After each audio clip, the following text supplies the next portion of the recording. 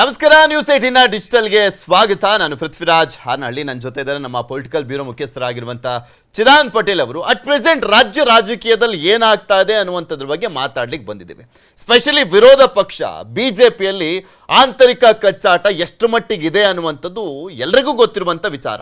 ಆದರೆ ಅದೇ ಒಂದು ವಿಚಾರವನ್ನು ಬಹಿರಂಗವಾಗಿ ರಾಜ್ಯ ಬಿಜೆಪಿ ರಾಜ್ಯಾಧ್ಯಕ್ಷರಾಗಿರುವಂಥ ವಿಜೇಂದ್ರ ಅವರು ಮಾತನಾಡಿದ್ದಾರೆ. ಇದು ಈಗ ಇಂಟ್ರೆಸ್ಟಿಂಗ್ ಅನಿಸ್ತಾ ಇರುವಂಥದ್ದು. ಬಿಕಾಸ್ ಆ ಟೈಮಿಂಗ್ಸ್ ಅನ್ನುವಂಥ ತುಂಬ ಇಂಪಾರ್ಟೆಂಟ್ ಆಗುತ್ತೆ. ನವೆಂಬರ್ನಲ್ಲಿ ರಾಜ್ಯ ಬಿಜೆಪಿ ಅಧ್ಯಕ್ಷರು ಬದಲಾವಣೆ ಆಗ್ಬೋದು ಅಥವಾ ಇವರನ್ನೇ ಕಂಟಿನ್ಯೂ ಮಾಡ್ಬೋದು. ಬಟ್ ಏನಾಗುತ್ತೋ ಗೊತ್ತಿಲ್ಲ. ಬಟ್ ಅಡ್ಡ ಮತದಾನದ ವಿಚಾರ, ಡಿ ವಿ ಸದಾನಂದ ಗೌಡರ ಆಡಿಯೋ ವಿಚಾರ ಆಗಿರ್ಬೋದು, ಹಾಗೆ ಅವರವರಲ್ಲೇ ಒಬ್ರನ್ನ ಕಂಡ್ರೆ ಒಬ್ರಿಗೆ ಆಗಲ್ಲ ಅನ್ನುವಂಥ ವಿಚಾರ ಜಗಜ್ಜಾಹೀರಾಗಿದೆ. ಸೊ ಹಾಗಾದ್ರೆ ಬಿಜೆಪಿಲಿ ಏನಾಗ್ತಾ ಇದೆ ಅನ್ನುವಂಥದ್ರ ಬಗ್ಗೆ ನಾನು ಪಟೇಲ್ರು ಮಾತನಾಡ್ತಾ ಹೋಗ್ತೀವಿ. ಪಟೇಲ್ರು ಅದರ ಬಗ್ಗೆ ಇನ್ ಡೀಟೇಲ್ ಆಗಿ ವಿಶ್ಲೇಷಣೆಯನ್ನ ಮಾಡ್ತಾ ಹೋಗ್ತಾರೆ. ಮಾತನಾಡ್ತಾ ಹೋಗೋಣ. ಪಟೇಲ್ರ ಇಲ್ಲಿ ನೋಡ್ತಾ ಇದ್ವಿ, ವಿಜೇಂದ್ರ ಅವರು ಅಧ್ಯಕ್ಷರಾದಾಗಿನಿಂದಲೂ ಕೂಡ ಈ ಒಂದು ಸಮಸ್ಯೆ ಇದ್ದೇ ಇದೆ. ಆದರೆ ಅದನ್ನ ಸಮಸ್ಯೆಯನ್ನ ಬಗೆಹರಿಸುವಂತ ಕೆಲಸವನ್ನ ಮಾಡ್ತಾರೆ. ಹೈಕಮಾಂಡ್ ಅವರು ಎಂಟ್ರಿ ಆಗ್ತಾರೆ, ಎಲ್ರಿಗೂ ಸ್ಟ್ರಿಕ್ಟ್ ಆಗಿ ಒಂದು ವಾರ್ನ್ ಮಾಡ್ತಾರೆ ಅನ್ನುವಂಥದ್ದು ನೋಡ್ತಾ ಇದೀವಿ. ಬಟ್ ಅದು ಯಾವುದು ಕೆಲಸ ಆಗ್ತಾ ಇಲ್ಲ. ಬಟ್ ಮೊನ್ನೆ ದಾವಣಗೆರೆ ಮತ್ತು ಚಿತ್ರದುರ್ಗದಲ್ಲಿ ನಡೆದಂಥ ಒಂದು ಸಮಾವೇಶದ ಸಂದರ್ಭದಲ್ಲಿ ಅವರು ತಮ್ಮ ಮನಸ್ಸಿನ ಮಾತು, ಕಾರ್ಯಕರ್ತರ ಮನಸ್ಸಲ್ಲಿ ಏನಿದೆ, ತಾನು ಎಷ್ಟು ಮಟ್ಟಿಗೆ ಫ್ರಸ್ಟ್ರೇಟೆಡ್ ಆಗಿದ್ದೀನಿ ಅನ್ನುವಂಥದ್ದನ್ನ ಮಾತನಾಡಿದ್ದಾರೆ. ಆ ಟೈಮಿಂಗ್ಸ್ ಇಂಪಾರ್ಟೆಂಟ್ ಆಗುತ್ತೆ. ಹೇಗೆ ನೋಡ್ತಾ ಇದ್ದೀರಾ ಇದನ್ನ? ಪೃಥ್ವಿ, ಮೂಲ ಸಮಸ್ಯೆ ಇರ್ತಕ್ಕಂಥದ್ದು ಭಾರತೀಯ ಜನತಾ ಪಕ್ಷದ ಹೈಕಮಾಂಡ್ ನಾಯಕರಲ್ಲೇ ಇರ್ತಕ್ಕಂಥ. ನೋಡಿ, ವಿಜೇಂದ್ರರು ಈ ನವಂಬರ್ಗೆ ಅವರು ಬಿ ಜೆ ಪಿ ಅಧ್ಯಕ್ಷರಾಗಿ 3 ವರ್ಷ ಆಗುತ್ತೆ. ಅವ್ರನ್ನ ಆಯ್ಕೆ ಮಾಡಿಲ್ಲ, ಉಸ್ತುವಾರಿ ಮಾಡಿರ್ತಕ್ಕಂಥದ್ದು. ಇವತ್ತವರೆಗೂ ಕೂಡ ಅವ್ರನ್ನ ಅಪಾಯಿಂಟೆಡ್ ಪ್ರೆಸಿಡೆಂಟ್ ಅಲ್ಲ, ಗೊತ್ತಿರಲಿ, ಅವ್ರನ್ನ ಉಸ್ತುವಾರಿ ಅಧ್ಯಕ್ಷರಾಗಿ ಮಾಡ್ಕೊಂಡಿರ್ತಕ್ಕಂಥ. ಹಾಗಾಗಿ ಒಬ್ಬ ಅಧ್ಯಕ್ಷನಿಗೆ ತಮ್ಮ ನಾಯಕರ ಮೇಲೆ ಯಾವ ರೀತಿ ಭರವಸೆ ಬರುತ್ತೆ? ನನ್ನನ್ನು ಇವತ್ತವರೆಗೂ ಕೂಡ ಒಂದು ಅಪಾಯಿಂಟೆಡ್ ಪ್ರೆಸಿಡೆಂಟಾಗಿ ಮಾಡಿಲ್ಲ, ನನ್ನ ಉಸ್ತುವಾರಿಯಾಗಿ ನೋಡೋಕೆ ಬಿಟ್ಟಿದ್ದಾರೆ. ಮತ್ತು ಪಾರ್ಟಿ ಕಟ್ಟೋದು ಅಷ್ಟು ಸುಲಭ ಅಲ್ಲ. ಯಾರು ಬೇಕಾದ್ರೆ ಹೇಳ್ಬೋದು ಬಿ ಜೆ ಪಿ ಹೈಕಮಾಂಡು ಶ್ರೀಮಂತ ಪಾರ್ಟಿ ಅಂತೆಲ್ಲ ಹೇಳ್ಬೋದು. ಆದರೆ ಓಡಾಡಬೇಕು, ಪ್ರತಿದಿನ ಅವರ ವೈಯಕ್ತಿಕ ಜೀವನವನ್ನು ಕೂಡ ಬಲಿ ಕೊಡಬೇಕು, ಕೌಟುಂಬಿಕ ಜೀವನವನ್ನು ಕೂಡ ಬಲಿ ಕೊಡಬೇಕು, ಆ ಮುಖಾಂತರ ಪಾರ್ಟಿಯಲ್ಲಿ ತೊಡಸ್ಕೊಳ್ಬೇಕು. ಅಷ್ಟೇ ಅಲ್ಲ, ಜೇಬಿಂದ ದುಡ್ಡು ಕೂಡ ಹಾಕಬೇಕು, ಕಾರ್ಯಕರ್ತನ ಒಂದುಗೂಡಿಸ್ಬೇಕು. ಆ ತಲೆನೋವು ಇದೆಯಲ್ಲ, ಅಷ್ಟು ಸುಲಭದ ಮಾತಲ್ಲ. ಇವತ್ತವರೆಗೂ ಕೂಡ ಅವರನ್ನು ಅದೇನೋ ಅಪಾಯಿಂಟೆಡ್ ಪ್ರೆಸಿಡೆಂಟ್ ಆಗಿ ಮಾಡೇ ಇಲ್ಲ. ಅವರು ಇವತ್ತು ಕೂಡ ಈ ಕ್ಷಣನೂ ಕೂಡ ಉಸ್ತುವಾರಿ ಅಧ್ಯಕ್ಷರಾಗಿರ್ತಕ್ಕಂಥದ್ದು. ಈ ನವಂಬರ್ಗೆ ಅವರು 3 ವರ್ಷ ಕಂಪ್ಲೀಟ್ ಆಗ್ತಕ್ಕಂಥದ್ದು ಒಂದು ಭಾಗ. ಮತ್ತೊಂದು ಕಡೆ ದಕ್ಷಿಣ ಭಾರತದಲ್ಲಿ ಭಾರತೀಯ ಜನತಾ ಪಕ್ಷ ಅನೇಕ ಪ್ರಯೋಗಗಳನ್ನ ಮಾಡ್ತಿರ್ತಕ್ಕಂಥದ್ದು. ಆ ಪ್ರಯೋಗಕ್ಕೆ ಮೂಲ ವೇದಿಕೆಯಾಗಿ ದಕ್ಷಿಣ ಭಾರತದಲ್ಲೂ ಕೂಡ ಅಧಿಕಾರವನ್ನು ಹಿಡಿಬೋದು ಅಂತೇಳಿ ಚಿಗುರು ಹೊಡಿಸಿದ್ದು ಕೂಡ ಅದು ಬಿ ಎಸ್ ಯಡಿಯೂರಪ್ಪನವರು. ಅದು ಯಾವ ರೀತಿ ಆದರೂ ಮಾಡ್ಬೋದು. ನಿಮಗೆ 2008ರಲ್ಲಿ ಯಡಿಯೂರಪ್ಪನವರು ಸರ್ಕಾರವನ್ನು ರಚನೆ ಮಾಡೋ ಮುಖಾಂತರ ಕರ್ನಾಟಕದಲ್ಲಿ ಕೂಡ, ಅದರಲ್ಲೂ ದಕ್ಷಿಣ ಭಾರತದಲ್ಲಿ ಕೂಡ ಭಾರತೀಯ ಜನತಾ ಪಕ್ಷಕ್ಕೆ ಅವಕಾಶಗಳಿದೆ ಅನ್ನೋದೊಂದನ್ನು ತೋರಿಸ್ಕೊಟ್ಟಂತರು ಯಡಿಯೂರಪ್ಪ. ಅಫ್ಕೋರ್ಸ್, ಯಾಕಂತ ಹೇಳಿದ್ರೆ ನಿಮಗೆ ತಮಿಳ್ನಾಡಲ್ಲಿ ಅಟೆಂಪ್ಟ್ ಮಾಡಿದರು, ಅಟ್ಟರ್ ಫ್ಲಾಪ್ ಆದರು. ಕೇರಳದಲ್ಲಿ ಟ್ರೈ ಮಾಡಿದರು, ಅಟ್ಟರ್ ಫ್ಲಾಪ್ ಆದರು. ತೆಲಂಗಾಣದಲ್ಲಿ ಆಗಲಿಲ್ಲ, ಆಂಧ್ರ ಪ್ರದೇಶದಲ್ಲಿ ಆಗಲಿಲ್ಲ, ಕರ್ನಾಟಕದಲ್ಲಿ ಅವರಿಗೆ ಅವಕಾಶಗಳಿತ್ತು. ಮತ್ತು ಆ ಅವಕಾಶಕ್ಕೆ ನೀರೆರೆದಂಥವ್ರು ಯಡಿಯೂರಪ್ಪನವರು. ಎಸ್, ಯಾಕಂತ ಹೇಳಿದ್ರೆ ಯಡಿಯೂರಪ್ಪನವರು ನಿಮಗೆ 2008ರಲ್ಲಿ ಆತ ಲಿಂಗಾಯತ ನಾಯಕನಾಗಿ ಎಮರ್ಜ್ ಆಗಿರ್ತಕ್ಕಂಥ. ಇವತ್ತು ಯಾರು ಏನೇ ಹೇಳ್ಬೋದು, ಯಡಿಯೂರಪ್ಪನವ್ರ ಕೊಡುಗೆ ಏನು ಅಂತ ಹೇಳಿದ್ರೆ ದಕ್ಷಿಣ ಭಾರತದಲ್ಲಿ ಭಾರತೀಯ ಜನತಾ ಪಕ್ಷದ ಸರ್ಕಾರವನ್ನು ತರಲಿಕ್ಕೆ ಮೂಲ ಪುರುಷ ಅಂತ ಹೇಳಿದ್ರೆ ತಪ್ಪಾಗ್ಲಾರುತ್ತೆ. ಎಸ್, ಆದರೆ ಇಲ್ಲಿ ಲಿಂಗಾಯತ ಬೇಸ್ಡ್ ಇರ್ತಕ್ಕಂಥದ್ದು. ಭಾರತೀಯ ಜನತಾ ಪಕ್ಷಕ್ಕೆ ಮೂಲ ಮತದಾರರೇ ಲಿಂಗಾಯತ ಮತದಾರರು, ಗೊತ್ತಿರಲಿಲ್ಲ ನಿಮಗೆ. ಹಾಗಂತ ಯಾಕೆ ವಿಜೇಂದ್ರನ ಮಾಡಿದರು, ಬೇರೆ ಒ ಬಿ ಸಿ ಇರಲಿಲ್ವ, ಎಸ್ ಸಿ ಇರಲಿಲ್ವ, ಎಸ್ ಟಿ ಇರಲಿಲ್ಲ ಅಂತ ಹೇಳಿದ್ರು. ಮೂಲ ಮತದಾರರಲ್ಲಿ ಲಿಂಗಾಯತ ಇರ್ತಕ್ಕಂಥದ್ದು. ಈ ರಾಜ್ಯದಲ್ಲಿ ಸುಮಾರು ಹೊಸ ಜನಗಣತಿಯ ಪ್ರಕಾರ ಸುಮಾರು 75-80 ಲಕ್ಷ ಇರ್ತಕ್ಕಂಥದ್ದು. ಬಹುತೇಕ 80-90 ಕಾನ್ಸ್ಟಿಟ್ಯೂನ್ಸಿಗಳಲ್ಲಿ ಲಿಂಗಾಯತ ಮತದಾರರೇ ನಿರ್ಧಾರ ಮಾಡಿದರೆ ಅಲ್ಲಿ ಗೆಲ್ಲಲಿಕ್ಕೆ ಅವಕಾಶ ಇರ್ತಕ್ಕಂಥದ್ದು. ಹಾಗಾಗಿ ಇಲ್ಲಿ ವಿಜೇಂದ್ರ ಅವರು ಕೂಡ ಎಲ್ಲ ಒಂದು ಕಡೆ ಹೈಕಮಾಂಡ್ ಯಾವ ರೀತಿ ಇದೆ ಅಂತ ಹೇಳಿದ್ರೆ ಅವ್ರಿಗೆ ನಿಮಗೆ ಅಧಿಕಾರ ಕೊಟ್ಟಂಗೂ ಆಗಬೇಕು, ಕೊಡ್ದಿದ್ದಂಗೂ ಆಗಬೇಕಂತ ಮಾಡಿರ್ತಕ್ಕಂಥದ್ದು ಒಂದು ಭಾಗ. ಮತ್ತೊಂದು ಕಡೆ ನಿಮಗೆ ಗ್ಯಾರಂಟಿ ಇಲ್ಲ, ನಿಮಗೆ ಅವರು ಪೂರ್ಣ ಪ್ರಮಾಣದಲ್ಲಿ ಫೀಲ್ಡಿಗೆ ಇಳಿಯದಂಥ ಸ್ಥಿತಿ ನಿರ್ಮಾಣ ಆಗಿರ್ತಕ್ಕಂಥ. ಇಲ್ಲಿ ಟೀಮ್ಗಳಿರ್ತಕ್ಕಂಥದ್ದು. ಇಷ್ಟು ದಿವಸ ಯತ್ನಾಳ್ ಅವರು ಅದು ಅವರು ಯಾವ ಮಟ್ಟಕ್ಕೆ ಕಾಡಿದ್ರು ಅಂತೇಳಿ ಸರ್ಕಾರದಿಂದ ಹಿಡಿದು ಮೊನ್ನೆ ಅವರು ಕಾಡಿದರು. ಮೊನ್ನೆ ಭಾರತೀಯ ಜನತಾ ಪಕ್ಷದ ಹೈಕಮಾಂಡ್ ಅವರಿಗೆ ಏನೋ ಪಾರ್ಟಿಯಿಂದ ಉಚ್ಚಾಟನೆ ಮಾಡಿತು. ಆಯ್ತು, ಅದಾಯಿತು. ಆದರೂ ಪಾರ್ಟಿ ಒಳಗಡೆ ಕೂಡ ವಿಜೇಂದ್ರ ಅವರು ಇನ್ನೂ ಯುವಕರಿರ್ತಕ್ಕಂಥ 48 ವರ್ಷ ವಯಸ್ಸಿರ್ತಕ್ಕಂಥದ್ದು, 56, 60, 65 ಎಲ್ಲ ಲೀಡರ್ಗಳೇ ಇರ್ತಕ್ಕಂಥದ್ದು. ಅವರು ಸಹಿಸ್ತಾ ಇಲ್ಲ. ಎಲ್ಲಿ ವಿಜೇಂದ್ರ ಅವರು ಮುಖ್ಯಮಂತ್ರಿ ಆಗಿಬಿಡ್ತಾರೋ, ಎಲ್ಲಿ ಲಿಂಗಾಯತ ಸಮುದಾಯ ಅವ್ರು ಇಡೀ ಕೈ ಹಿಡಿದ್ರೆ ಎಲ್ಲಿ ಅವರು ಮೇಲ್ದರ್ಜೆಗೆ ಹೋಗ್ತಾರೋ, ಮುಂದೊಂದು ದಿನ ಅವರು CM ಕ್ಯಾಂಡಿಡೇಟ್ ಆಗ್ತಾರೋ ಅನ್ನೋ ಒಂದು ಚರ್ಚೆ ಆಗ್ತಿರ್ತಕ್ಕಂಥ. ಅಫ್ಕೋರ್ಸ್ ಎಲ್ರಿಗೂ ಕೂಡ ಆಸೆ ಇರ್ತಕ್ಕಂಥದ್ದು ಮತ್ತು ಅವ್ರಿಗೂ ಕೂಡ ಯೋಗ್ಯತೆ ಇರ್ತಕ್ಕಂಥ, ನಾವು ಹೇಳಕ್ಕೆ ಬರಲ್ಲ, ಅವ್ರವ್ರ ಕೆಪಾಸಿಟಿ ಇರ್ತಕ್ಕಂಥದ್ದು. ಪ್ರೆಸೆಂಟು 48 ವರ್ಷದ ಯುವಕ ವಿಜೇಂದ್ರ ಅವರು ಕೂಡ ಆ ಕೆಪಾಸಿಟಿ ಇರ್ತಕ್ಕಂಥದ್ದು. ನಿಮಗೆ ನೋಡಿ 2028 ಭಾರತೀಯ ಜನತಾ ಪಕ್ಷ ಎಷ್ಟು ಅವಕಾಶಗಳಿದೆ ಅಂತ ಹೇಳಿದ್ರೆ 63 ಸೀಟ್ ಈಗ ಗೆದ್ದಿರ್ತಕ್ಕಂಥದ್ದು. ಈಗ ಅಲಯನ್ಸ್ ಆದರೆ 19 ಸೀಟ್ ಅವ್ರು ಇರ್ತಕ್ಕಂಥದ್ದು. ನಿಮಗೆ ಬೇಕಾಗಿರೋದು ಎಷ್ಟು 40 ಸೀಟ್ ಅಷ್ಟೇ ಸರ್. 82 ಸೀಟ್ಗಳು ಈಗಾಗಲೇ ಈಗ ಇರ್ತಕ್ಕಂಥದ್ದು. ಇನ್ನು ಬೇಕಾಗಿ 113 ಸೀಟಿಗೆ ಎಷ್ಟು ಬೇಕಾಗಿರ್ತಕ್ಕಂಥದ್ದು ಅಲ್ಲಿಗೆ 31 ಸ್ಥಾನಗಳಿಗೆ ಮಾತ್ರ ಅಟೆಂಪ್ಟ್ ಮಾಡಬೇಕು. ನಿಮಗೆ ಯಾವುದೇ ಸರ್ಕಾರ ಯಾರು ಏನೇ ಹೇಳ್ಬೋದು, ಆ್ಯಂಟಿ ಇನ್ಕಮಿಸ್ ಇದ್ದೇ ಇರುತ್ತೆ. ಎಲ್ಲೊಂದು ಕಡೆ ಗ್ಯಾರಂಟಿ ಕಾರಣಕ್ಕಾಗಿ ಅಭಿವೃದ್ಧಿ ಆಗಿಲ್ಲ ಅಂತ ಆರೋಪಗಳಿರ್ತಕ್ಕಂಥದ್ದು, ಇವೆಲ್ಲವೂ ಕೂಡ ಕಾರಣ ಆಗಿರ್ತಕ್ಕಂಥ. ಈಗ ಪಾರ್ಟಿ ಒಳಗಡೆ ಸಿದ್ದರಾಮಯ್ಯ ಸಂಪೂರ್ಣವಾಗಿ ತರಿಸ್ಕೊಳ್ಳೋಕೆ ಸಾಧ್ಯ ಇಲ್ಲ. ಆಯ್ತು, ಅವ್ರು ಯಾಕೆ ರಿಸ್ಕ್ ತಗೊಂತಾರೆ, ಇನ್ಯಾರನ್ನೋ ಚೀಫ್ ಮಿನಿಸ್ಟರ್ ಮಾಡೋಕ್ಕೆ ಅವ್ರು ಯಾಕೆ ರಾತ್ರಿ ಆಗಲೂ ಓಡಾಡ್ಕೊಂಡು ಅವ್ರ ಸಮುದಾಯದವ್ರಿಗೆ ಹೇಳ್ಕೊಂಡು ಅಷ್ಟಾರು ರಿಸ್ಕ್ ತಗೊಳ್ಳಲ್ಲ. ಆಯಿತಾ, ನನಗೆ ಅಧಿಕಾರ ಸಿಗುತ್ತಂದ್ರೆ ನಾನು ಏನು ಬೇಕಾದ್ರೂ ಮಾಡ್ತೀನಿ, ನಿಮಗೆ ಅಧಿಕಾರ ಸಿಗುತ್ತಂದ್ರೆ ನಾನು ಯಾಕೆ ರಾತ್ರಿ ಆಗಲೂ ಒದ್ದಾಡಿ ರಿಸ್ಕ್ ತಗೊಂಡು ಓಡಾಡ್ಕೊಂಡು ಮಾಡಲಿ. ಎಲ್ಲ ಹೇಳ್ಬೋದು ಪಾರ್ಟಿ ಅಧಿಕಾರ ಅಂತ, ಅವೆಲ್ಲವೂ ಸುಮ್ಮನೆ ಕತೆ ಪುರಾಣಗಳು ಇರ್ತಕ್ಕಂಥದ್ದು. ಆದರೆ ವಿರೋಧ ಪಕ್ಷ ಅಲ್ಲ, ಆಡಳಿತ ಪಕ್ಷದವರೇ ಚಿನ್ನದ ತಟ್ಟೆಲ್ಲಿ ಊಟ ಮಾಡಿ ಅಂತ ಕೊಟ್ಟರು ಕೂಡ ಅದನ್ನು ಬಳಸ್ಕೊಳ್ಳೋಕೆ ಹೌದು. ನೋಡಿ, ಅವಕಾಶಗಳು ಸಿಕ್ಕಾಪಟ್ಟೆ ಇದೆ. ಆದರೆ ಇವರಲ್ಲೇ ಕಿತ್ತಾಟ, ಆಂತರಿಕ ಕಿತ್ತಾಟ. ನೋಡಿ, ಸದಾನಂದ ಗೌಡರ ಪರವಾಗಿ ಇವ್ರು ಬ್ಯಾಟಿಂಗ್ ಮಾಡಿದರು. ಯಡಿಯೂರಪ್ಪನವ್ರು ಅವ್ರನ್ನ ರಾಜ್ಯಸಭೆ ಮಾಡಬೇಕಂತೇಳಿ ಪ್ರಯತ್ನ ಮಾಡಿದ್ರು. ಸೀನ್ ಕಟ್ ಮಾಡಿದರೆ ಒಂದು ವಾರ 10 ದಿವಸ ಸೀನ್ ಕಟ್ ಮಾಡಿ ನೋಡಿದರೆ ಸದಾನಂದ ಗೌಡ್ರೆ ಇವರ ವಿಜೇಂದ್ರ ಅವ್ರ ವಿರುದ್ಧ ಮಾತನಾಡೋದು ಆಡಿಯೋ ರಿಲೀಸ್ ಆಗುತ್ತೆ. ಮತ್ತೊಂದು ಕಡೆ ಆರ್ ಅಶೋಕ್ರವ್ರು ಒಂದು ಕಡೆ, ಇವರೊಂದು ಕಡೆ ಎತ್ತು ಏರಿಗೆ ಕೋಣ ನೀರಿಗೆ ಅನ್ನೋ ಪರಿಸ್ಥಿತಿ ಬಂದಿರತಕ್ಕಂಥದ್ದು. ಇದೆಲ್ಲದಕ್ಕೂ ಪ್ರಮುಖವಾಗಿರ್ತಕ್ಕಂಥದ್ದು ಆಡಳಿತ ಪಕ್ಷವನ್ನು ಎದುರಿಸಲಿಕ್ಕೆ ಯಾರೂ ಒಗ್ಗಟ್ಟಿಲ್ಲ. ಈ ಒಗ್ಗಟ್ಟಿನಿಂದ ಏನಾಗ್ತದೆ, ಕಾರ್ಯಕರ್ತರಿಗೂ ಬೇಸರ ಆಗಿರ್ತಕ್ಕಂಥದ್ದು. ಅವರು ಸತ್ಯ ಹೇಳಿದ್ದಾರೆ. ಯಾಕಂದರೆ ಮನದ ಮಾತನ್ನು ವಿಜೇಂದ್ರ ಅವರು ಮನದ ಮಾತು ಹೇಳಿದ್ದಾರೆ. ಹೌದು, ಕಾರ್ಯಕರ್ತರನ್ನು ಯಾರು ನಮಗೊಂದು ಘೋಷಣೆ ಕೂಗಲ್ಲ ಅಂತ ಹೇಳಿದ್ರೆ ಈ ಥರ ಕಿತ್ತಾಡ್ತಿದ್ರೆ ಯಾಕೆ ನೆಕ್ಸ್ಟು ಪಕ್ಷ ಅಧಿಕಾರಕ್ಕೆ ಬಂದ್ರಲ್ವಾ, ಯಾರು ಮುಖ್ಯಮಂತ್ರಿ ಆಗಬೇಕು, ಯಾರು ಉಪಮುಖ್ಯಮಂತ್ರಿ ಆಗಬೇಕು, ಯಾರು ಮಂತ್ರಿ ಆಗಬೇಕು ಡಿಸೈಡ್ ಆಮೇಲೆ ಹೈಕಮಾಂಡ್ ಡಿಸೈಡ್ ಮಾಡುತ್ತೆ. ಮತ್ತೊಂದು ಕಡೆ ಆ ಭಯನೂ ಕೂಡ ಕೆಲವರು ನಾಯಕರುಗಳು ಇರ್ತಕ್ಕಂಥದ್ದು. ನಾವು ಕಷ್ಟಪಟ್ಟು ದುಡ್ಡು ಹಾಕೊಂಡು ರಾತ್ರಿ ಆಗಲೂ ಹೋರಾಟ ಮಾಡಿ ಪಕ್ಷವನ್ನು ಅಧಿಕಾರಕ್ಕೆ ತರ್ತೀವಿ. ಹೈಕಮಾಂಡ್ ಅವ್ರಿಗೆ ಯಾರ ಬೇಕಾದಂತಂದು ಚೀಫ್ ಮಿನಿಸ್ಟರ್ ಹುದ್ದೆ ಕೂರಿಸ್ತಾರೆ. ನಮ್ಮ ಪರಿಸ್ಥಿತಿ ಅವತ್ತು ಏನಾಗಬೇಕಂತ ಈ ಆತಂಕ ಕೂಡ ವಿಜೇಂದ್ರಿಗೆ ಇರ್ತಕ್ಕಂಥ. ನಾನು ಕಷ್ಟಪಟ್ಟು ಕೆಲಸ ಮಾಡ್ತೀನಿ, ದುಡ್ಡು ಖರ್ಚು ಮಾಡ್ತೀನಿ, ರಾಜ್ಯ ಎಲ್ಲ ಓಡಾಡ್ತೀನಿ. ಆದರೆ ಒಂದು ಫೈನ್ ಡೇ ನಮ್ಮ ಪಾರ್ಟಿ ಅಧಿಕಾರಕ್ಕೆ ಬರುತ್ತೆ. ಅಧಿಕಾರಕ್ಕೆ ಬಂದಾಗ ಯಾರು ಡಿಸೈಡ್ ಮಾಡ್ತಾರೆ ಸಿ ಎಮ್ ಯಾರು ಅಂತೇಳಿ. ನನಗೆ ಕೈ ಕೊಟ್ಟರೆ ನನ್ನ ಪರಿಸ್ಥಿತಿ ಏನಾಗಬೇಕಂತ ಆತಂಕ ಇರ್ತಕ್ಕಂಥದ್ದು. ಮತ್ತೊಂದು ಕಡೆ ವಿಜೇಂದ್ರ ಲೀಡ್ ತಗೊಂಡ್ರೆ ನಾನೆಲ್ಲೋ ಹೋಗ್ತೀನೋ, ನಾನು ಸೈಡ್ ಏನಾಗ್ತೀನಿ, ಅಶೋಕ್ ಅದನ್ನೇ ಬಳಸ್ಕೊಂಡ್ರ ಪಟೇಲ್ರ. ಇಲ್ಲಿ ನೋಡ್ತಾ ಇದ್ವಿ, ಅಸಮಾಧಾನ ವಿಜೇಂದ್ರ ಅವರಿಗೆ ಇತ್ತು, ಯಾರು ಒಗ್ಗಟ್ಟಾಗ್ತಾ ಇಲ್ಲ, ಎಷ್ಟೇ ಪ್ರಯತ್ನ ಪಟ್ಟರು ಕೂಡ ನನ್ನ ಜೊತೆ ಬರ್ತಾ ಇಲ್ಲ. ಬರೀ ಮಾತೆತ್ತಿದ್ರೆ ಒಳಗೊಳಗೆ ಅವರೇ ಪಕ್ಷದ ಅವರೇ ಹೇಳಿದ್ದಾರೆ, ಸ್ವಪಕ್ಷೀಯರೇ ನನಗೆ ಹೊಂದಾಣಿಕೆ ಅಂತ ಹೇಳ್ತಾರೆ. ಸಿದ್ದರಾಮಯ್ಯ ಯಡಿಯೂರಪ್ಪ ಹೊಂದಾಣಿಕೆ ಅಂತಾರೆ, BY ವಿಜೇಂದ್ರ DK ಶಿವಕುಮಾರ್ ಅಂತ ಹೇಳ್ತಾರೆ. ಆದ್ರೆ ನಮ್ಮ ಅಪ್ಪನ ಮೇಲೆ 35 ಕೇಸ್ ಇದಾವೆ ಈಗಲೂ ಕೂಡ. ಸಿದ್ದರಾಮಯ್ಯನವರ ಸರ್ಕಾರದಲ್ಲಿ ನಾವು ಈಗಲೂ ಕೂಡ ಕೋರ್ಟಿಗೆ ಹೋಗ್ತೀವಿ, ಅಂಥದ್ರಲ್ಲಿ ಹೊಂದಾಣಿಕೆ ಅಂತ ಹೇಳ್ತಾರೆ. ಇವ್ರಿಗೆ ಬೇಕಾದಂಗೆ ಹೇಳ್ತಾರೆ. ಹಿಂಗ್ ಮಾಡಿನೇ ಪಕ್ಷ ಬಲಿ ಕೊಡಬೇಡಿ, ನನ್ನನ್ನು ಅಪರಾಧಿ ಸ್ಥಾನದಲ್ಲಿ ನಿಲ್ಲಿಸ್ತಾ ಇದ್ದೀರಾ ನೀವು. ಬಟ್ ಇಲ್ಲಿ ಬಲಿ ಆಗ್ತಿರೋದು ಪಕ್ಷ ಅಂತ. ಹೌದೌದು. ನೋಡಿ, ಇದು ಎಷ್ಟು ಡ್ಯಾಮೇಜ್ ಆಗಿದೆ ಅಂದರೆ, ಪ್ರೆಸೆಂಟ್ ಸಿಚುವೇಶನ್ ಯಾವ ರೀತಿ ಕ್ರಿಯೇಟ್ ಮಾಡಿದ್ದಾರೆ ಅಂದರೆ, ಹೈಕಮಾಂಡ್ ಅವ್ರ ವರಿಷ್ಠರಲ್ಲಿ ಕೂಡ ವಿಜೇಂದ್ರ ಮತ್ತು DK ಶಿವಕುಮಾರ್ ಅತ್ಯಾಪ್ತರಲ್ಲೇ ಅತ್ಯಾಪ್ತರು. ಆಯಿತಾ, ಅವರಿಗೆ ಮುಖ್ಯಮಂತ್ರಿ ಆಗಿದ್ದನ್ನ ಇವರಿಗೆ ಪರೋಕ್ಷ ಅವರಿಗೆ ಸಹಾಯವನ್ನು ಮಾಡ್ತಾರೆ. ನೀವು ಯಾವ ಮಟ್ಟಕ್ಕೆ ಪಾಪ ಅವ್ರ ಮೇಲೆ ಆರೋಪಗಳು, ಗಾಳಿ ಮಾತುಗಳು ಬಂದಿದ್ದಾವೆ ಅಂತ ಹೇಳಿದ್ರೆ, ಅಡ್ಡ ಮಾತದ ಹಿಂದೆ ವಿಜೇಂದ್ರರಿದ್ದಾರೆ, ವಿಜೇಂದ್ರರು ಕೆಲವರಿಗೆ ಹಾಕ್ಸಿದ್ದಾರೆ ಅನ್ನೋ ಒಂದು ಮಾತು ಬರ್ತಿರ್ತಕ್ಕಂಥ. ಮತ್ತೊಂದು ಕಡೆ DK ಶಿವಕುಮಾರ್ ಮತ್ತು ವಿಜೇಂದ್ರರು ವ್ಯಾವಹಾರಿಕವಾಗಿ ಅವ್ರ ಸಂಬಂಧವನ್ನು ಇಟ್ಕೊಂಡಿದ್ದಾರೆ. ಸಾಮಾನ್ಯವಾಗಿ ವ್ಯಾವಹಾರಿಕ ಸಂಬಂಧ ಇಟ್ಕೊಂಡ್ರೆ, ಹಣಕಾಸಿನ ಸಂಬಂಧ ಇಟ್ಕೊಂಡ್ರೆ, ರಾಜಕೀಯವಾಗಿ ಕೂಡ ಅವರು ಒಳ್ಳೆ ಫ್ರೆಂಡ್ಶಿಪ್ ಇರುತ್ತೆ, ಬೇರೆ ಬೇರೆ ರೀತಿ ಕೊಡು ಮತ್ತು ತೆಗೋ ಅನ್ನೋ ಒಂದು ಗಿವ್ ಆ್ಯಂಡ್ ಟೇಕ್ ಪಾಲಿಸಿ ಇರುತ್ತೆ ಅಂತ ಆರೋಪಗಳು ಮಾಡ್ತಿರ್ತಕ್ಕಂಥದ್ದು. ಅದನ್ನು ಹೇಳಿದ್ರು, ನಮ್ಮದು ಜೊತೆ ಯಾವುದೇ ವ್ಯಾವಹಾರಿಕ ಸಂಬಂಧಗಳಿಲ್ಲ. ಮತ್ತು ಒಂದು ಮಾತನ್ನು ಹೇಳಿದ್ರು ಅವರು, ನೋಡಿ ನೀವು ನಮ್ಮನ್ನು ಈಗ ಅವ್ರನ್ನ ಬ್ರ್ಯಾಂಡ್ ಮಾಡ್ತಾ ಇದ್ದಾರೆ. ಎಲ್ಲ ಒಂದು ಕಡೆ DK ಶಿವಕುಮಾರ್ ಜೊತೆ ಇವರು ಚೆನ್ನಾಗಿದ್ದಾರೆ, ಆರ್ ಅಶೋಕು ಕೂಡ ಚೆನ್ನಾಗಿದ್ದಾರೆ. ಅದರಲ್ಲೂ ಪ್ರಮುಖವಾಗಿ ವಿಜೇಂದ್ರ ಅವರು ಫ್ರೆಂಡ್ಶಿಪ್ ಇದೆ, ಬಿಸ್ನೆಸ್ ಪಾರ್ಟ್ನರ್ಸ್ ಇದ್ದಾರೆ. ಆ ಮುಖಾಂತರ ಇಲ್ಲಿ ಪಾರ್ಟಿ ಕಟ್ಟಕ್ಕಾಗಲ್ಲ. ಯಾವ ಕಾರಣಕ್ಕೆ ಅವ್ರ ಅಗನೆಸ್ಟ್ ಇವ್ರು ಮಾತಾಡಲ್ಲ, ಅವ್ರ ಅಗನೆಸ್ಟ್ ಅತಿ ದೊಡ್ಡ ಹೋರಾಟವನ್ನು ಕೂಡ ಮಾಡಲ್ಲ, ಭ್ರಷ್ಟಾಚಾರದ ವಿರುದ್ಧ ಧ್ವನಿ ಎತ್ತಲ್ಲ. DK ಯಾಕಂತ ಹೇಳಿದ್ರೆ ಇವರು ಯಾವಾಗಲೂ ಕೂಡ ಇವರು ಒಂದಷ್ಟು ಡೌಟ್ ಆಗಿ ನಡ್ಕೊಳ್ತಿದ್ರು. ಸಿದ್ದರಾಮಯ್ಯ ಇದ್ದಾಗ ಯಾವಾಗ DK ಶಿವಕುಮಾರ್ ನೀವು ಅಧಿಕಾರವನ್ನು ಬಿಟ್ಕೊಡ್ತೀರಾ ಅಂತ ಪ್ರಶ್ನೆ ಮಾಡೋರು. ಸಾಮಾನ್ಯವಾಗಿ ಅಪೋಸಿಷನ್ ಪಾರ್ಟಿಗಳು ಪ್ರಶ್ನೆ ಏನು ಮಾಡಬೇಕು, ಈ ಸರ್ಕಾರ ಪತನ ಆಗುತ್ತೆ, ಈ ಸರ್ಕಾರದ ಕಿತ್ತಾಟತ್ತೆ. ಇವರೇ ಹೇಳ್ತಾ ಇದ್ರು, ನೀವು ಯಾವಾಗ ಅಧಿಕಾರವನ್ನು DK ಶಿವಕುಮಾರ್ ಬಿಟ್ಟು, ನೀವು ಅಶೋಕ್ ಚೆಕ್ ಮಾಡಿ, ಅಶೋಕ್ ಅವರು ಹೇಳ್ತಿದ್ರು, ಚಲವಾದಿ ನಾರಾಯಣ ಸ್ವಾಮಿ, ವಿಜೇಂದ್ರ ಅವರು, ನೀವು ಯಾವಾಗ DK ಶಿವಕುಮಾರ್ ಅಧಿಕಾರವನ್ನು ಬಿಟ್ಕೊಡ್ತೀರಾ, ನೀವು ಕೊಟ್ಟ ಮಾತಿನಂತೆ ನಡ್ಕೊಳ್ತೀರಾ ಅಂತೇಳಿ.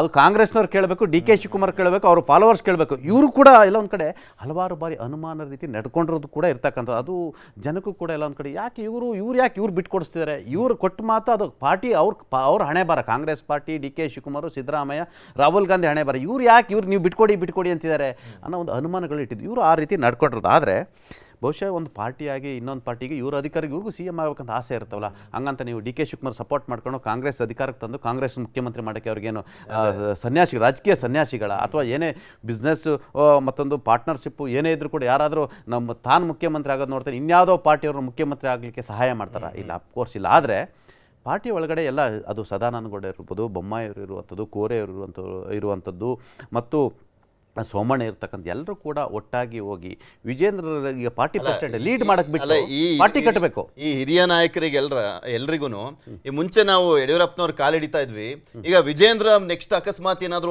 ಸರ್ಕಾರ ಬಂದಿದೆ ಆದ್ರೆ ಅವ್ರು ಕಾಲಿಡಿಬೇಕಾ, ಅವ್ರ ಮನೆ ಬಾಗ್ಲಿಗೆ ಹೋಗಿ ಕೂತ್ಕೊಬೇಕಾ ಅನ್ನುವಂಥ ರೀತಿಯಾದಂಥ ಮನಸ್ಥಿತಿ ಬಂದಿದೆ. ಅದಕ್ಕೆ ಎಷ್ಟು ಸಾಧ್ಯನೋ ಅಷ್ಟು ಮಟ್ಟಿಗೆ ಕುಗ್ಸೋಣ ಅಂತ. ಯಾಕೆಂದ್ರೆ ಒಂದು ಮಾತಲ್ಲಿ ಸ್ಪಷ್ಟವಾಗಿ ಹೇಳ್ತಾ ಇದ್ರು ಪಟೇಲ್ರ ಇಲ್ಲಿ ದಾವಣಗೆರೆಯಲ್ಲಿ ಮಾತನಾಡಬೇಕಾದ್ರೆ, ವ್ಯಕ್ತಿಗಿಂತ ಪಕ್ಷ ದೊಡ್ಡದು, ಪಕ್ಷಕ್ಕಿಂತ ದೇಶ ದೊಡ್ಡದು ಅಂತ ನಮ್ಮ ನಾಯಕರು ಮಾತನಾಡ್ತಾರೆ.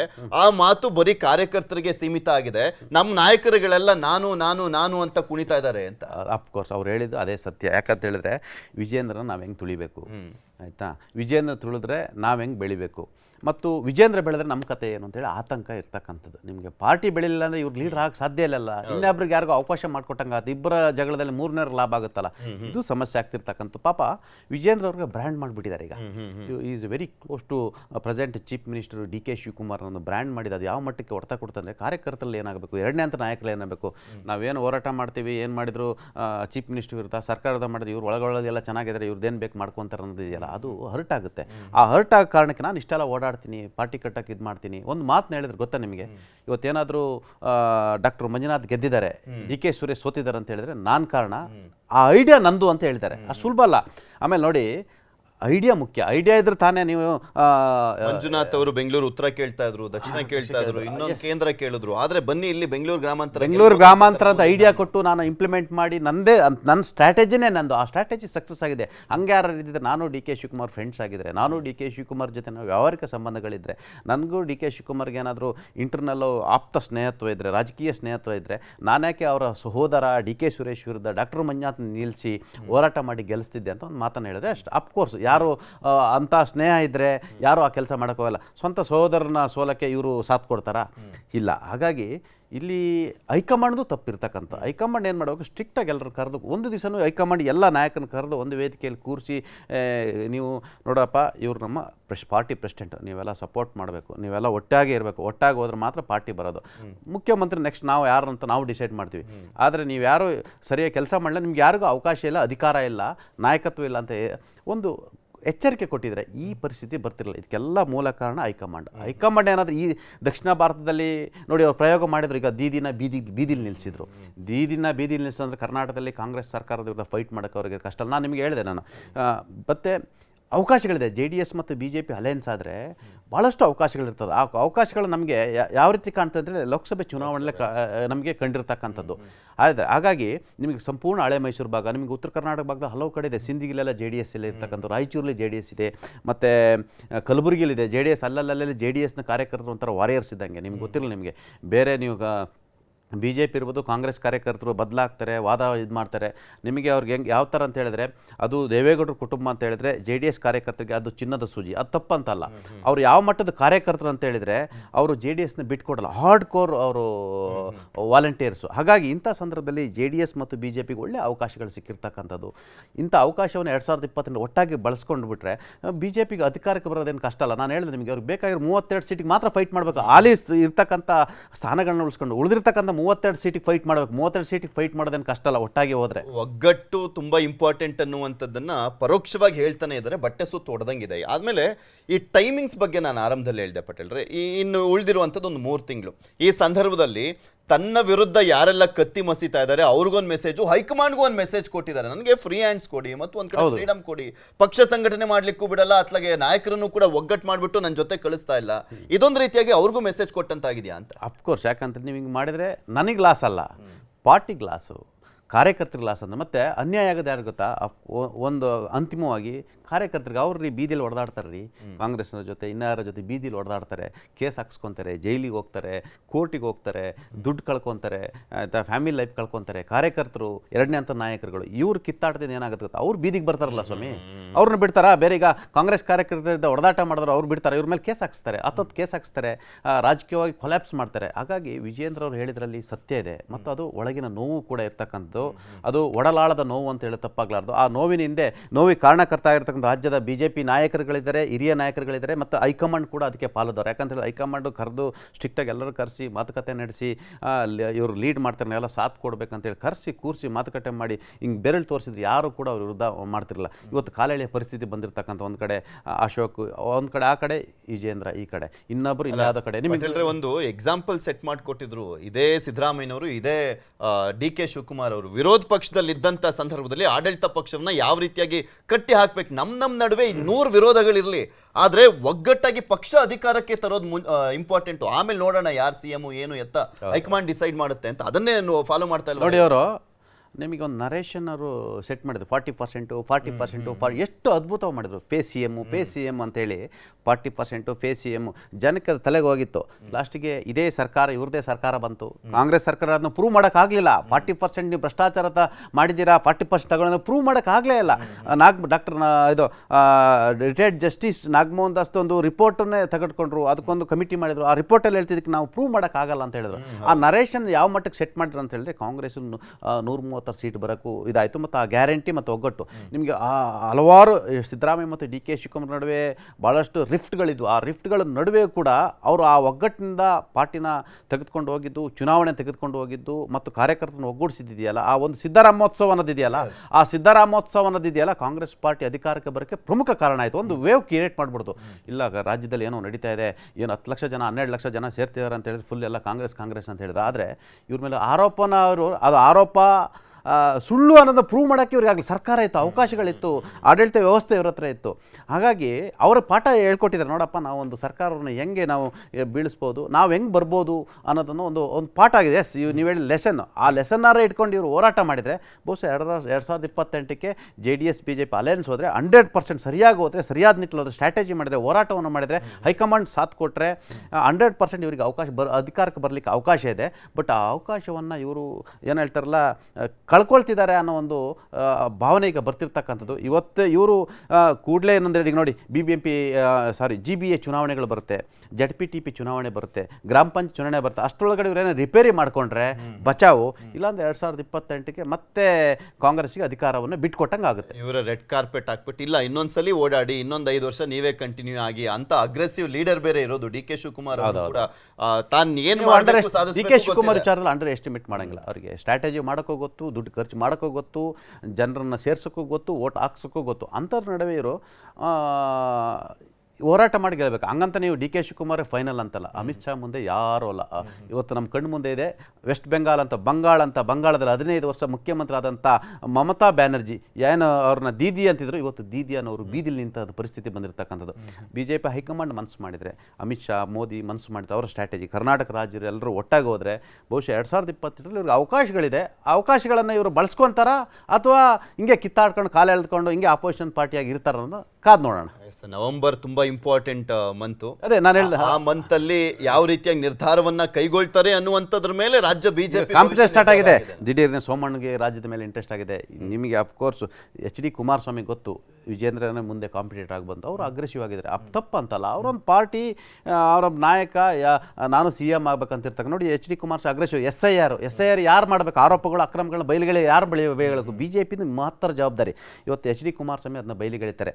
ಅದೇ BJP ಹೈಕಮಾಂಡ್ ಹೇಳುತ್ತೆ, ನೀವು HD ಕುಮಾರಸ್ವಾಮಿ ಜೊತೆಗೂಡಿ ನೀವು ಒಟ್ಟಾಗಿ ಹೋಗಿ SIR ವಿರೋಧದಲ್ಲಿ ಹೋರಾಟವನ್ನು ಮಾಡಿ ಅಂತ ಹೇಳ್ತಾರೆ. ಆ ಮುಖಾಂತರ ಯಾರಲ್ಲಿ BJP ಹೈಕಮಾಂಡು JDS ನಾಯಕ ಕೇಂದ್ರ ಸಚಿವ HD ಕುಮಾರಸ್ವಾಮಿ ಬಹುಪಾರ ಕೇಳುತ್ತೆ, ನೀವೆಲ್ಲರೂ ಅವ್ರ ಜೊತೆ ಹೋಗಿ ಅಂತ ಹೇಳಿದ್ರೆ, ಇದೇ ಕಾರಣಕ್ಕೆ ಎಲ್ಲ ಸೆಂಟ್ರಲ್ ಮಿನಿಸ್ಟರ್ ಅವ್ರ ಜೊತೆ ಹೋಗ್ತಾರೆ. ಬಿಡದಿ ಟೌನ್ಶಿಪ್ ಅಲ್ಲೂ ಹಂಗೆ ಅವ್ರು ಫುಲ್ ಕಂಟಿನ್ಯೂ ಮಾಡಿದ್ರು, ಆಮೇಲೆ ಲೇಟ್ ಎಂಟ್ರಿ ಕೊಟ್ಟು ಹೋಗ್ತಾರೆ, ಬರ್ತಾರೆ, ಸುಮ್ಮನೆ ಏನೋ ಒಂದು ಮಾಡಬೇಕು, ಹೋರಾಟ ಮಾಡಬೇಕು. ಈ ತರ ಅವ್ರಿಗೆ ಏನನ್ಸುತ್ತಾಗ ಜನಕ್ಕೆ ಡೌಟ್ ಬರಲ್ವಾ? ಆಗಿಲ್ಲ ಇವರೇನೆ ಈಗ ಬಿಡದಿ ಇದು ಈ JDS ನೋಡ್ರೆ ಸೀರಿಯಸ್ ಆಗ್ತಿರೋ NDA ಅಂತಾರೆ, ಇವ್ರು ನೋಡ್ರೆ ಹೋಗ್ತಾರೆ ಬರ್ತಾರೆ, ಆಗ ಡೌಟ್ ಬರಲ್ವಾ?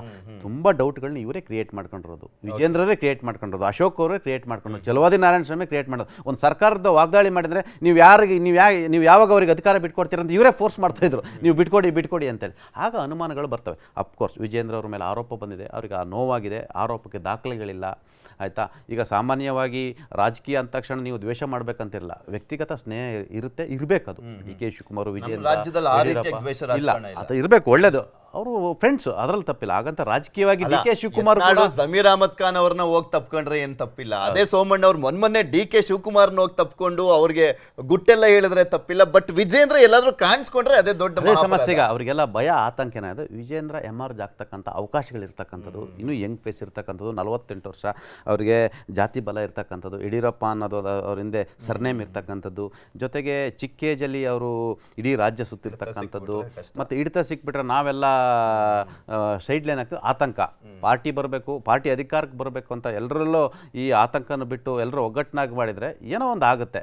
ಅದು ಬಿಟ್ಟು ವಿಜೇಂದ್ರ ಕಾಲು ಎಳೆಯಕ್ಕೆ ಹೋಗಿ ಬರ್ದಿಟ್ಕೊಳ್ಳಿ, ವಿಜೇಂದ್ರ ಕಾಲು ಎಳಿತಾರಲ್ಲ ಇವರೆಲ್ಲ, ಯಾರೆಲ್ಲ ವಿಜೇಂದ್ರ ಕಾಲು ಎಳೆಯಕ್ಕೆಲ್ಲ ಪ್ರಯತ್ನ ಮಾಡ್ತಾರೆ ಅವರೆಲ್ಲರೂ ಕೂಡ ಕಾಲು ಎಳೆಯೋರು ಕೂಡ ಕೆಳಗೆ ಬೀಳ್ತಾರೆ. ಓಕೆ, ನೋಡೋಣ ಏನೇನಾಗುತ್ತೆ ಅಂತ. ಯಾಕೆಂದ್ರೆ ಈಗಲೇ ಪಾಠ ಕಲಿದೆ ಹೋದ್ರೆ ಬಿಜೆಪಿ ಮುಂದಿನ ದಿನಗಳಲ್ಲಿ ಅವರಿಗೆ ಅವರೇ ಎಲ್ಲ ಹೊಡ್ತಾ ತಿನ್ನುವಂತ ಸಾಧ್ಯತೆ ಇದೆ. ಮತ್ತೊಂದು ಎಪಿಸೋಡ್ನಲ್ಲಿ JDS ವಿಚಾರಕ್ಕೆ ಸಂಬಂಧಪಟ್ಟಂತೆ ಮಾತಾಡೋಣ. ಬಿಕಾಸ್ ಒಕ್ಕಲಿಗ ಮುಖ್ಯಮಂತ್ರಿ ಇರುವಂತ ಹಿನ್ನೆಲೆಯಲ್ಲಿ ಒಕ್ಕಲಿಗ ಬೇಸ್ ಸ್ಕೋರ್ ಓಟ್ಗಳನ್ನ ಇಟ್ಕೊಂಡು ಪಾರ್ಟಿಯನ್ನ ಕಂಟಿನ್ಯೂ ಮಾಡ್ತಾ ಇರುವಂತ JDS ಎಷ್ಟು ಮಟ್ಟಿಗೆ ಹೊಡ್ತಾ ಅನ್ನುವಂಥದ್ದನ್ನ ಇದು ಇವತ್ತಿನ ಸ್ಪೆಷಲ್ ಬಿಜೆಪಿ ವಿಚಾರಕ್ಕೆ ಸಂಬಂಧಪಟ್ಟಂತೆ ನೋಡಿದ್ವಿ. ಮತ್ತೊಂದು ಎಪಿಸೋಡಲ್ಲಿ JDS ಬಗ್ಗೆ ನೋಡೋಣ. ಇದೇ ರೀತಿಯಾಗಿ ಪೊಲಿಟಿಕ್ಸ್ ಬಗ್ಗೆ ಅಪ್ಡೇಟ್ಸ್ ಅನ್ನ ಕೊಡ್ತಾ ಇರ್ತೀವಿ. ಧನ್ಯವಾದ. Thank you.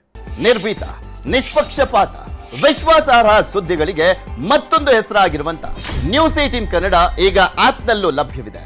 ದಯವಿಟ್ಟು ಇಲ್ಲಿರುವ QR ಕೋಡ್ ಅನ್ನ ಸ್ಕ್ಯಾನ್ ಮಾಡಿಕೊಂಡು ಆಪ್ ಅನ್ನ ಡೌನ್ಲೋಡ್ ಮಾಡೋದಕ್ಕೆ ಮರಿಬೇಡಿ. ನಿಮ್ಮ ಬೆಂಬಲ ಹೀಗೆ ಸದಾ ನಮ್ಮೊಂದಿಗಿರಲಿ. ಧನ್ಯವಾದ.